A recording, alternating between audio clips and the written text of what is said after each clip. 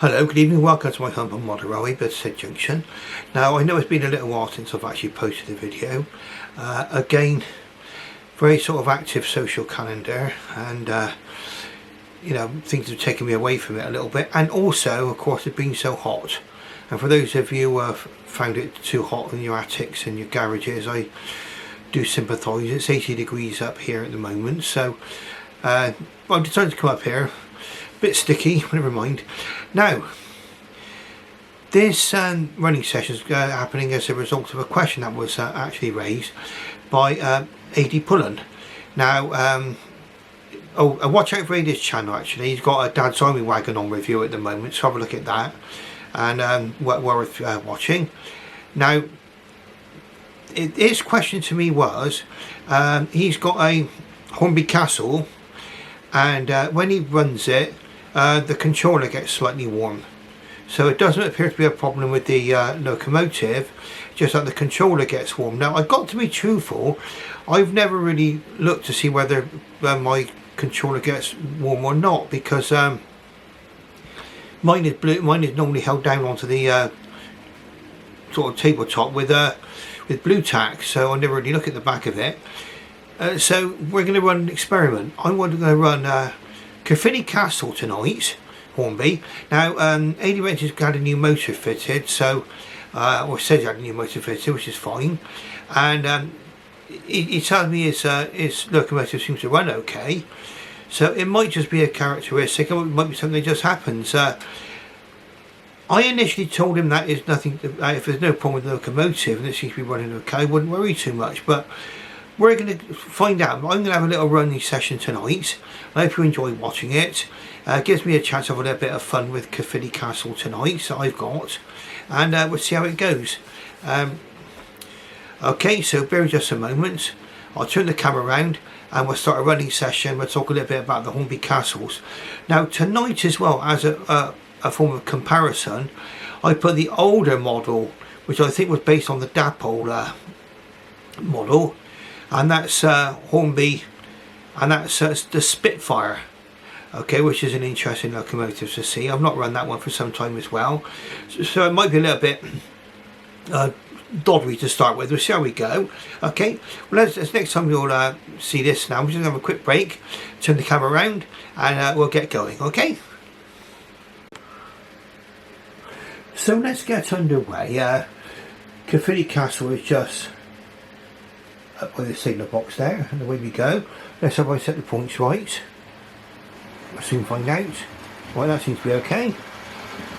Very, very nice little runner, this one. Caerphilly Castle, one of my more recent purchases, well, respectively, and very, very nice locomotive. I had a good experience with it from right out of the box.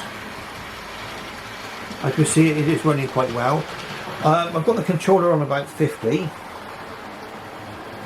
which on my locomotive layout, that's probably about right, because sometimes it's not quite level. As you can see, it's all resting on a bed, and how I get it this level is anyone's guess. But here we go. Now, what we want to find out is when we're running this locomotive, does the controller get hot? Now, AD is using a Gauge Master Combi, and we can just put this into view now. You can see what it's like. Gauge Master Combi. It's good for this one for running a single track controller, which is good for me because I've only got one single main line.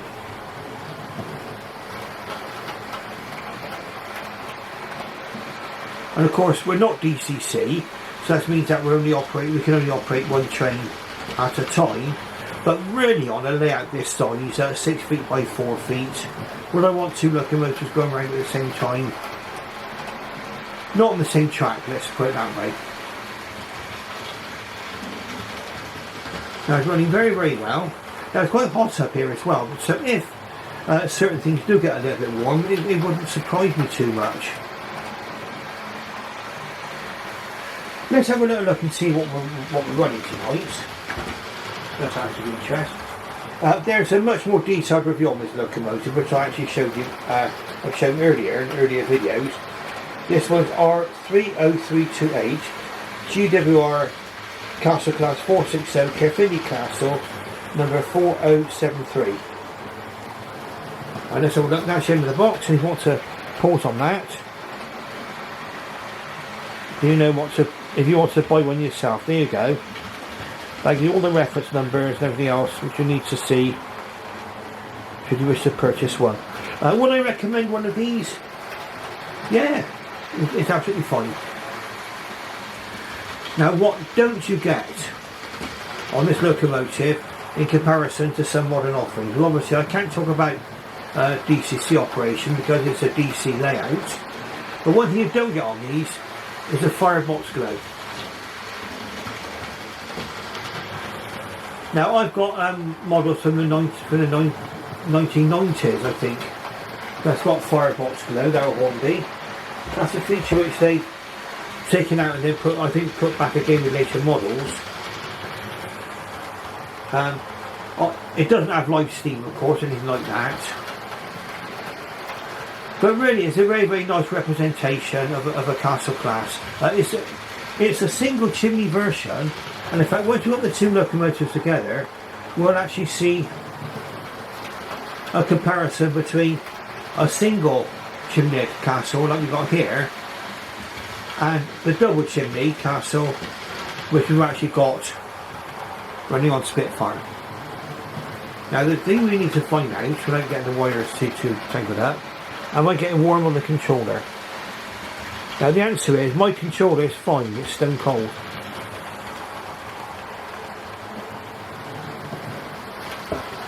Now something I must get actually, and a lot of people got them for testing their layouts, is an amp meter to test how many amps is being drawn by the locomotive. Now that will give you, very often give you a very, very good indication as to whether or not you've got a poorly locomotive. Please do not disturb my phone because I've got a new phone now and it's quite loud actually when you get notifications. I noticed Amy just put another video on by look of it as well, so we'll have a look at that.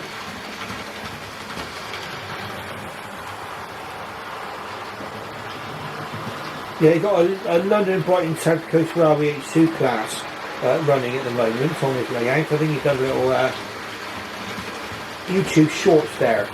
Nice train running behind it as well, so that's talking about somebody else's channel running there. Okay, so now I'm running very, very well on this. We've got the controller on a 50. Now that is an indication really of sometimes of a poorly locomotive if you need far more sort of power from the controller to get the locomotive going.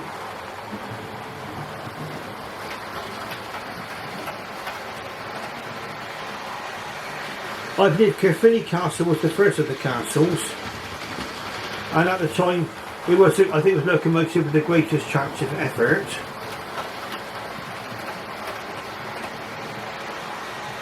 A 460 probably more suited for the more windy parts of the West Country. Of course, the 460 became the standard wheel arrangement for the express passenger locomotive. In fact, the preferred wheel arrangement for the mixed traffic locomotives too. A lot of that was actually put in by Collett's predecessor, and this locomotive was designed by Charles Benjamin Collett, and his predecessor Churchward, George Acton Churchward, actually began the process of standardisation where you can actually swap over possibly wheels and boilers and everything else. It just made things simpler for people at Swindon Works. This one's got a fully detailed cab. I do believe it's the yes, it's a Great Western livery on this one, lined. Very, very nice indeed. Let's have another feel of this controller. We'll see if we're getting warm. No, my controller's stone cold. Now it may be that now this is just a long shot, and You might call me crazy, but here we go. What I've done is to actually hold the controller down onto the baseboard. I've actually put some blue tack here. And maybe that this blue tack is providing ventilation underneath. I don't know. I don't know. It's a pure guess. Okay, so as far as I can tell, my controller's not getting at all warm running this locomotive. Now, what possible reasons could there be? Well, there's a new motor in this locomotive apparently. Now, sometimes things are just a little bit tight in the locomotive once you've had a new motor fitted, and sometimes maybe just running in will actually get it running normally again. Sometimes the problem could be in the gearing as well. Sometimes if you've got a slightly split gear, that might cause erratic running and also needing more power to actually pull the locomotive along. What happens is when you get a crack in the idler gear, that's the gear that runs between the worm drive of the motor and then into the finder drive on the axle. You might get a crack in it, and it goes slightly over. You imagine it's going when it goes with this end cap. It's kind of going like this because it's got a crack in it. Okay, or the outer part of it is. Of course, then it's pressing against the motor, back again, press back again. And I had that happen with a few of my locomotives where the idler gear was split, and that don't always manifest itself in lack of drive. Now on a question like this where you've got a controller going warm, I can't always give a definitive answer. I can only give you what I think is going to be possibilities. Now my layout here, and like I say, it's not perfectly level, and I think my locomotive as it's coming towards me is running slightly uphill. So it appears that, at least from my experience here, my controller isn't getting warm.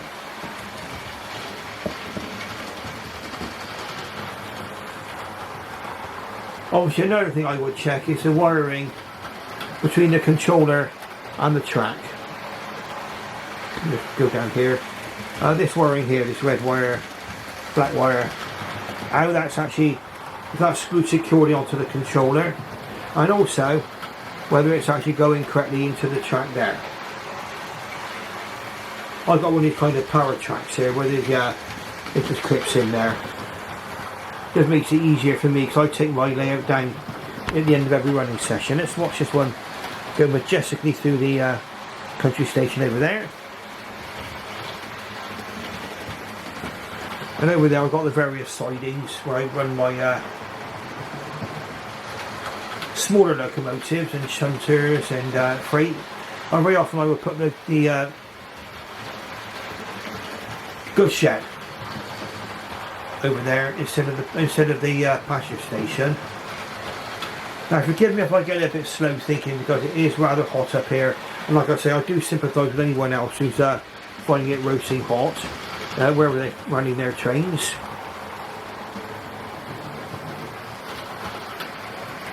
I'm glad to be back in the saddle, so to speak, or back on the footplate, let's say. Am I enjoying this running session? You bet. Wow, loving this. Right, so what I'm going to do is I think we're going to say my Gauge Master Combi isn't getting warm. Now, I would say if the this is just my own personal opinion, and it's an opinion, okay? If the locomotive appears to be running okay, doesn't appear to be drawing too much power to drive it, which mine doesn't, and everything else seems fine, I would not worry about if the controller gets slightly warm. If it's getting hot to the touch, obviously then you would be running a mile and thinking about switching it off. But with Gauge Master, I do believe they've got a lifetime guarantee on their products. so you could probably send it away to be repaired if a problem were to manifest itself. The only other thing that I can suggest about this is the actual power plug getting warm. Now what I'm going to do is I'm going to show you what the I'm going to go off camera, off tripod, let's say, and then we'll just come down. I'll show you what I mean. Now with a lot of power controllers, you've got the actual power transformer built into the controller itself. Well, this one, it's separate, it's part of the plug. So we'll just come down now, we'll just have a look down here, and there it is down there. And is that getting warm? No, that is nice and cool. Different view here of the railway as we go up. This is all handheld now. Now we'll go back onto the tripod. I like going onto a tripod because it gives me sort of a little bit of freedom to operate the controller as well. Right, so as far as I can tell, we're not getting very hot either in the transformer or the controller. The locomotive could be running very, very well too. Let's go around one more time. Now what we're going to do is we're going to have a look at these two models together. And I'm also going to show you the R number at the end of the box. The other model which I've got out tonight is a much older model. I do believe it's from the early 2000s. We can soon find out. Oh, it's sorry if you can hear something running in the background. I've got a fan going over in the corner over there, and it is blowing a nice little breeze around the bedroom a little bit at the moment. And just felt the breeze then. And might just be able to hear that in the background.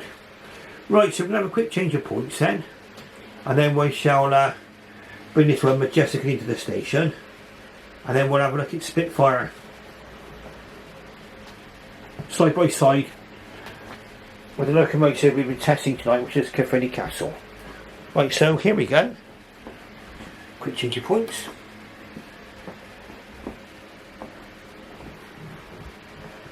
And we'll also compare the rolling stock because it's quite an interesting comparison.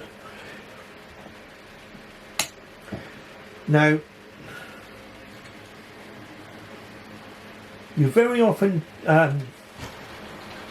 heard me speak of advantages and disadvantages, okay? And we're going to raise that subject tonight. We're just going to come gracefully into the station. That is, wow, that is nice, I like that. Yeah, I'm enjoying this. Here we go. Right, we appear to be in. Right, so we've got two locomotives side by side. Just going to check I've got maximum power on the lights. Yes, I have. So, let's get something to point with. Bear with me just a moment. I think my daughter's on the jar there, so let's point her. Ah, that would do. That's lovely. Got a paintbrush here to point with. Oh, I'm going to show you something as well. While we're at it, something which may be worth doing. Now, this is a product I'm going to show you, which you might find useful for you on your model railway. Okay, and I had very, very good results with it. We'll talk about that in just a moment. Right, so here we've got Caerphilly Castle. That is our late model, which we showed you just a moment ago, the R30328. That's a fairly new locomotive. But let's go for a blast from the past. This is the first castle I bought. Right, yes, is R2318. And this one is from July 2003. Now back in the day, let's just turn the camera around a little bit and we can show you. There you go. This put a stamp on the instruction sheet, R2318, and that's July 2003. This is one of the locomotives then from the early 2000s, and I do believe is an adaptation of the Dapple model. R2318 BR460 Castle Class locomotive, pardon me, 5071 Spitfire. Now I do believe that this locomotive was actually named Spitfire to actually commemorate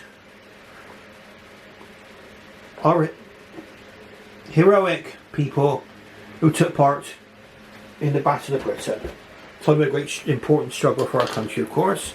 And let's go round. Let's there. So we're looking at there now. Caerphilly Castle, their Spitfire. The Spitfire is in BR livery. I don't know if you can see that from here. We'll try and zoom in a little bit, I guess. Here we go. We'll zoom in. Now we've got a good view now. Okay, so that one's got the BR&H crest. So that would be the crest which was actually in BR from 1956 right the way through to the end of steam and beyond. Okay, and of course you had the twin arrows and everything else going on with the blue liveries and everything else, but that was what went on to steam locomotives from 1956 to the end of steam. And then that is the, I think that's the shirt button down there, this one here. Let's have a look. Come here. There's a small, very, very small GWR logo here. What do they have in common, the two models? They both show in the red route, D, which shows that it does need to be on some more heavily built track, robust track, let's say. There are a lot of areas, for example, in Wales, where the railway was more likely built, and that's where they ended up using manners. Okay, so but these are express locomotives. Now, also, let's go forward now. We can see on both. Excuse to talk about these. Single chimney, double chimney. Why were they given double chimneys? Why did they change the design? Because it's a very, very successful design, and had a lot to do with the quality of the coal. These locomotives were originally designed to run on the finest Welsh coal. That wasn't always available after World War II, and so also they want to get more performance as well. The double chimney did in fact give more performance, but really as well it had a lot to do with the quality of the coal. Both models, I'd say, looking at them from this distance, they're probably more or less equal in detail. I mean, just my opinion, that is. Sprung buffers on the later model. Let's see, we got them on this one. Right. Okay, now this is something else which I have just discovered. Both these locomotives, that's from a modern one, and one from 2003. That's 2 years old now. They both got sprung buffers. I don't think this one's got a detailed cab. We'll find out in a minute when we actually run it. Okay, so what we're going to do is we're going to run Spitfire now. Now also, it's interesting about plus and minuses about models. This one's got obviously the more modern style motor. If that motor was to blow or something went wrong, you'd have to get that motor replaced. And you would have to find a replacement motor and be pretty good with a soldering iron unless you've got someone else to do it for you, okay? Whereas this motor here, built inside here, is like a Ringfield style motor. Okay, so you can actually change the brushes and springs on one of these. They're serviceable. Plus and minus points. I've heard some reviewers slag these models off as far as the motors are concerned. But I know that in many ways, from what I've been used to over the years, I've been railway modelling since the early 1990s, been able to change the brush and springs and a good clean up and you're good to go. It's quite an advantage sometimes. These motors, of course, more quiet. The gear is probably more quiet sometimes, and obviously with their DCC and everything else, you need that. The coal load. Much finer coal load on this later model. You'll see the coal loads there, depends on how well in focus we are on both locomotives. But the coal load, much finer here. That's got a larger lumps in. Okay, let's give Spitfire a run. Let's go zoom back out again. Ooh, here we go, and I do. Lovely. And let's see if we can have a quick change of points. Then we'll see if we can run Spitfire. Now obviously Spitfire's not run for a long time. Oh, and as well as that, two types of coaches we got here, which you can find. Now, again, advantages and disadvantages. With these, this is the older style coaches, which you'll still find in the Hornby Railroad range, okay? And some people will say, well, they're too short. Bit short. Well, they are, yes. But obviously when you're thinking of running on in a limited space, that's an advantage. Okay. Coming up here, right, that's GWR coaches. Then in the background, you'll see it running around the track in a minute. Those are BR Mark 1 coaches, and those are, I think those are more of a prototypical length. But then if you're running a very, very small railway, like mine, and you're running a long locomotive, you're just on the limit. I'm like, at the moment, I'm just on the limit of what will fit in those sidings. Does take a bit of jiggery pokery to make it all work sometimes. Right, so let's have a look and just see. So tonight we're getting to see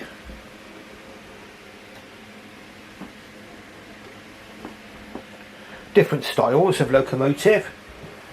This is what we call the this is the Dapple style motor. So they did carry over. Okay, I don't think. I mean, a lot of people sort of say negative things, but I don't think they're that bad.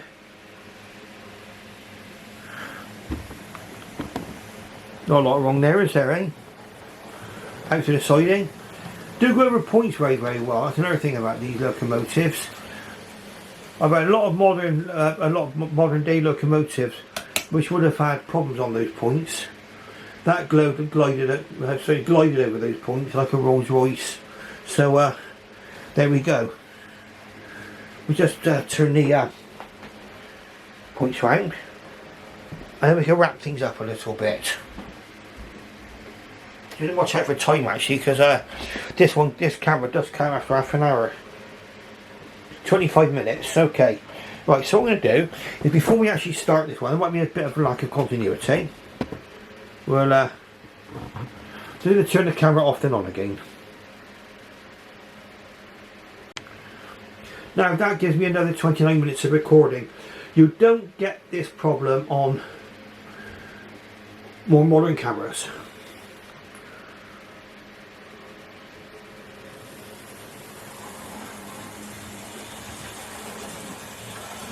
I must admit, you can hear the motor just a little bit there.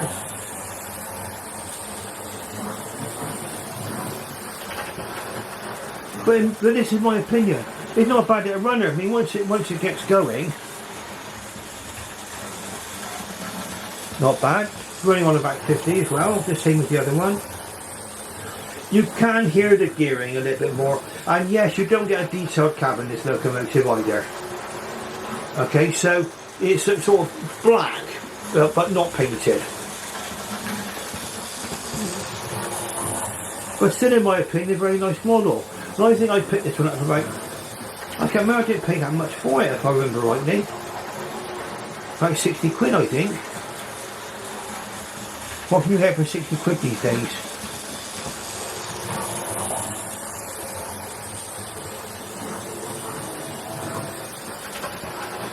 I mean, talking about new locomotives, as nice as they are, you're paying things like 120 quid for a shunter now. I know prices have gone up, I know they have, and that's just a fact of life, but it goes to show though, if you don't mind running analogue, I don't think this one's DCC ready, don't say it is on the box, no. Let's see it is. You don't mind running trains maybe analog, or maybe have one track dedicated to analog, one to digital, possibly. You would pick up a lot of bargains out there.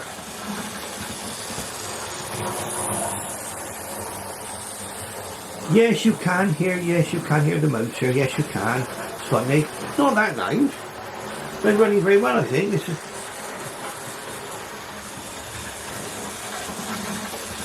Right. So let's just see now. Now this is an interesting experiment, really, because we're running now with the older type castle. So this will answer Ada's question, whether it's an older one or a newer one. These castles go right back. The first castles you could buy, I think Hornby's always done a castle. I think the first one was Combi Castle, I think, wasn't it? Correct me if I'm wrong on that. There was an Caerphilly Castle that came out, Pendennis Castle, which I've had. Well, that did get damaged. I mean, with moving house and everything else, I'm afraid it got damaged. This is the Hornby Spitfire.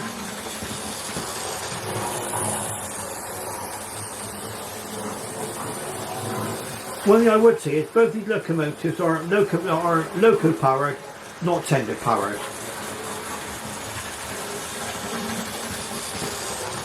One thing is running too badly. It seems to have gone alright. It came out of the station okay. Now I added a crew. Now if you've got a locomotive, like say for example you're the owner, proud owner of a railroad model, okay, and you've got a cab that's not decorated, you can certainly spice things up by adding a locomotive crew. That gives a cab a great deal more sort of realism. And of course, look, you can have a crew. Always remember that, and this is something, I'm not going to get picky on Mr. Know-it-all here, but as a general rule, a Great Western locomotive, if you're facing towards the front, okay, the driver always goes on the right, the fireman on the left, okay, and you can always see where the driver should go and the fireman should go. You have a look at where the reversing rod is, the locomotive, on any locomotive usually, if there's one, and that should tell you where the driver should go. Also looking in the cab, look at the cab detail. Some have got the reversing levers actually as part of the cab detail as well. So, because I have seen instances of, and it's easily done, where the driver's been put on the left and the fireman's on the right. Unfortunately, on one of these, that's not correct.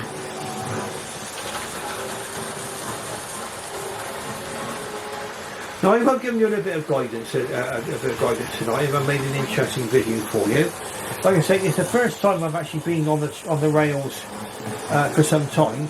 Now, to answer the question again, yeah, my controller running both types of castle.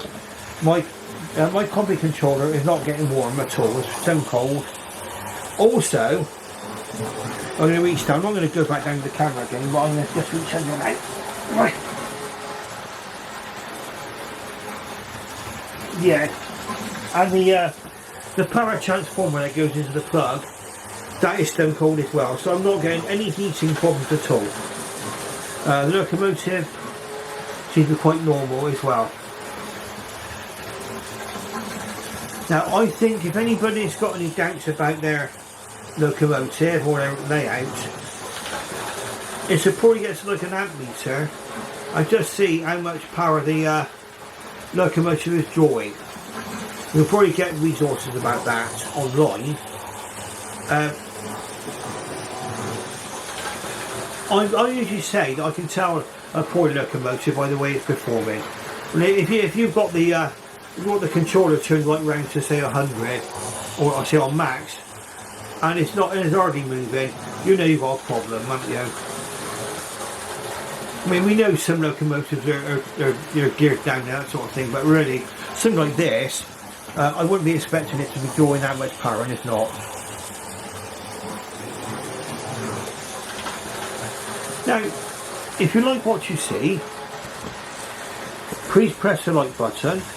And I've had some new subscribers come on board as well. I think I've just gone over 550 subscribers. And I thank all of you who subscribe to my channel, those people who showed interest.